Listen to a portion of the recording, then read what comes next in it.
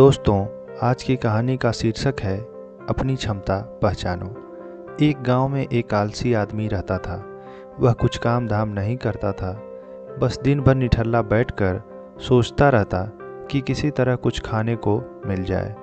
एक दिन वह यूं ही घूमते घूमते आम के एक बाग में पहुंच गया। वहां रसीले आमों से लदे कई पेड़ थे। रसीले आम देख उसके मुंह में पानी आ गया और आम तोड़ने वह एक पेड़ पर चढ़ गया। लेकिन जैसे ही वह पेड़ पर चढ़ा, बाग का मालिक वहां आ पहुंचा। बाग के मालिक को देख आलसी आदमी डर गया और जैसे तैसे पेड़ से उतर कर वहां से भाग खड़ा हुआ। भागते भागते वह गांव के बाहर स्थित जंगल में जा पहुंचा। वह बुरी तरह से थक गया था, इसीलिए वह एक पेड़ के नीचे बैठकर सुस्ताने लगा। तभी उसकी नज़र एक लोमड़ी पर पड़ी। उस लोमड़ी की एक टांग टूटी हुई थी और वह लंगड़ा कर चल रही थी। लोमड़ी को देख आलसी आदमी सोचने लगा कि ऐसी हालत में भी इस जंगली जानवरों से भरे जंगल में ये लोमड़ी कैसे बच गई, इसका अब तक शिकार कैसे नहीं हुआ। जिज्ञासा में वह एक पेड़ पर चढ़ गया और वहां बैठकर देखने लगा कि अब इस लोमड़ी के साथ आगे क्या होगा। कुछ ही पल बीते थे कि पूरा जंगल शेर की भयंकर दहाड़ से गूंज उठा, जिसे सुनकर सारे जानवर डरकर भागने लगे। लेकिन लोमड़ी अपनी टूटी टांग के साथ भाग ही नहीं सकती थी। वह वहीं पर खड़ी रही। शेर लोमड़ी के पास आने लगा। आलसी आदमी ने सोचा कि अब शेर लोमड़ी को मारकर खा जाएगा, लेकिन आगे जो हुआ वह कुछ अजीब था। शेर लोमड़ी के पास पहुंचकर खड़ा हो गया।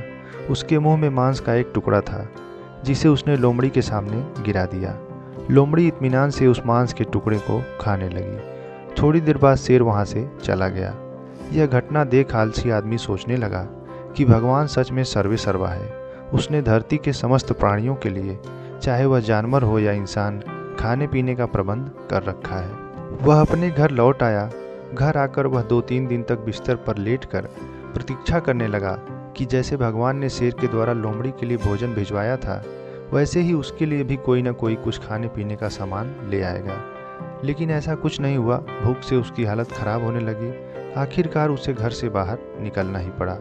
घर के बाहर उसे एक पेड़ के नीचे बाबा दिखाई पड़े। वह उनके पास गया और जंगल का सारा वृत्तांत सुनाते हुए बोला, बाबा, भगवान मेरे साथ ऐसा क्यों कर रहे हैं? उनके पास जानवरों के लिए भोजन का प्रबंध है, लेकिन इंसानों के लिए नहीं। तब बाबा ने उत्तर दिया कि बेटा, ऐसी बात नहीं है। भगवान के पास सारे प्रबंध हैं, दूसरों की तरह तुम्हारे लिए भी। लेकिन बात यह है कि वे तुम्हें लोमड़ी नहीं, शेर बनाना चाहते हैं। यह सुनकर उस आलसी आदमी की आंखें खुल गई। तो दोस्तों, इस कहानी से हमें यह सीख मिलती है कि हम सब के भीतर क्षमताओं का असीम भंडार है। बस अपनी अज्ञानतावश हम उन्हें पहचान नहीं पाते और स्वयं को कमतर समझकर दूसरों की सहायता की प्रतीक्षा करते हैं।